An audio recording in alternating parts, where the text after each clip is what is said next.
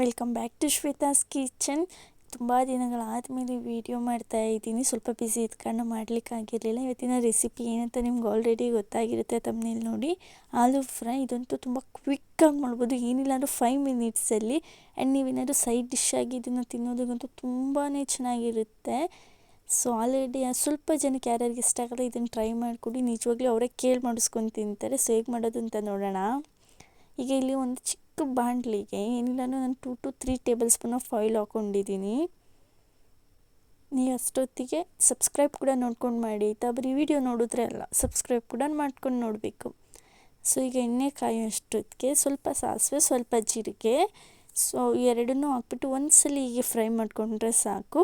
ಅದಾದಮೇಲೆ ಒಂದು ಕಡ್ಡಿ ಕರಿಬೇವನ್ನ ಹಾಕ್ಕೊಂಡಿದ್ದೀನಿ. ಕರಿಬೇವು ಚಟಪಟ ಅಂತ ಎಲ್ಲ ಆದಮೇಲೆ ನೀವು ಈರುಳ್ಳಿನ ಸಣ್ಣ ಸಣ್ಣದಾಗಿ ಕಟ್ ಮಾಡಿ, ಇಲ್ಲಿ ಒಂದು ಈರುಳ್ಳಿ ಮೀಡಿಯಮ್ ಸೈಜ್ ಒಂದು ಈರುಳ್ಳಿನ ಹಾಕ್ಕೊಂಡಿದ್ದೀನಿ.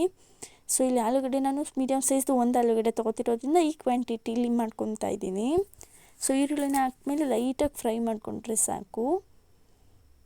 ಸೊ ಈಗ ನೋಡಿ ಲೈಟಾಗಿ ಫ್ರೈ ಆಗಿದೆ. ನಾನು ಆಲೂಗಡ್ಡೆ ಮುಂಚೆನೇ ಬೇಯಿಸ್ಕೊಂಡು ಇಟ್ಕೊಂಡಿದ್ದೀನಿ. ಸೊ ನೀವು ಬೇಯಿಸಿಲ್ಲ ಅಂತಂದರೆ ನೀವು ಈ ಫ್ರೈ ಮಾಡೋ ಟೈಮಲ್ಲಿ ಕೂಡ ಬೇಯಿಸ್ಕೊಬೋದು.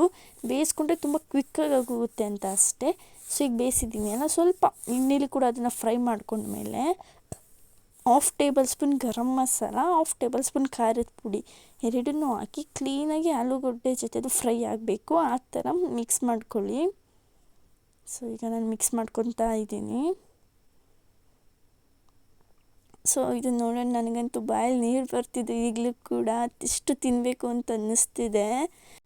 ಸೊ ಕೊತ್ತಂಬರಿ ಹಾಕಿ ಮಿಕ್ಸ್ ಮಾಡ್ಕೊಳ್ಳಿ. ಆ್ಯಂಡ್ ನಾನು ಉಪ್ಪನ್ನ ಹಾಕಿದ್ದೀನಿ, ಆ ಕ್ಲಿಪ್ನ ಎಡಿಟ್ ಮಾಡ್ಬೇಕಾದ್ರೆ ಮಿಸ್ಸಾಗಿ ಕಟ್ಟಾಗಿದೆ. ಸೊ ಉಪ್ಪನ್ನ ಕೂಡ ಹಾಕ್ಕೊಳ್ಳಿ. ಆ್ಯಂಡ್ ಈ ವಿಡಿಯೋ ಇಷ್ಟ ಆಗಿದ್ರೆ ಏನು ಮಾಡಬೇಕಂತ ಗೊತ್ತಾ, ಲೈಕ್, ಶೇರ್, ಸಬ್ಸ್ಕ್ರೈಬ್ ಮಾಡಿ, ಬೆಲ್ ಐಕಾನ್ ಒತ್ತೋದು ಮರಿಬೇಡಿ ಪ್ಲೀಸ್. ನೋಡಿದ್ರೆಲ್ಲ ಒಂದೊಂದು ಸಬ್ಸ್ಕ್ರೈಬ್ ಮಾಡೋದು ನಂಗೆ ತುಂಬ ಮೋಟಿವೇಟ್ ಮಾಡುತ್ತೆ. Thank you for watching.